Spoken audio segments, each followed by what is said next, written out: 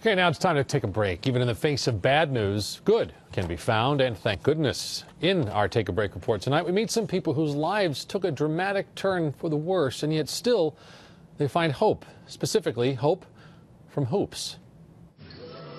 Don't confuse them with another high-flying basketball team from Harlem. These are the Ambassadors, and on March 30th, they'll be bringing their world-renowned athlete entertainers to Troy. As is customary with the Ambassadors, their stop here is about helping people.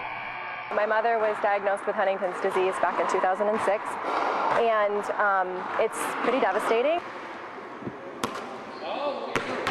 Jessie Barr is an affiliate member of the Huntington's Disease Society of America. HD, as it's commonly called, is a neurological disorder that typically lies dormant till a person is in their 30s or 40s, when they slowly begin to lose control of everything, from their mood and personality to controlling their body. And have trouble walking and talking, write their name on a piece of paper, driving, all those things, you know, basic skills that we all have, motor skills, I think that a lot of us take for granted, people aren't able to do anymore. In 2009, Jessie's family started a Hoop It Up fundraiser for Huntington's, where people shot free throws and raised money while doing so. This year, they've stepped it up with a little help from the Ambassadors.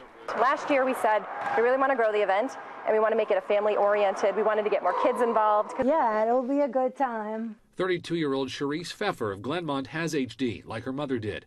A hereditary disease, Cherise lived most of her life knowing that someday what happened to her mom could happen to her. When I graduated, I said, you know, well, I might have Huntington's. I have to go and do as much as I can, you know, while I can. Cherise joined the Peace Corps and traveled the world, teaching English in Turkmenistan, Israel, Argentina. And then the symptoms began to show. She returned home to live with her dad, and her travels were over. Every day I battle the demons. I wake up and I feel awful, horrible. I'm filled with rage and hate and, you know, despair. And I say to myself, come on, Cherise, you know, get up. And what we expected to have for a normal life, a career, grandchildren, her own children, her husband for her, you know, those sort of things that people like take for granted are going to be denied to us because of this devastating illness that right now will only end in death. Despite the grim outlook, Cherise and her father, Alan, have hope. Hope that Jessie Barr and the Ambassadors keep alive. Do you know if you're going to be suffering Huntington's as well? Jessie was tested and found out she's negative, so her kids will be too. But for their grandmother and Cherise, research needs to continue. Events like the Ambassador Show will make sure it does. Yeah, I mean, that's what keeps me going.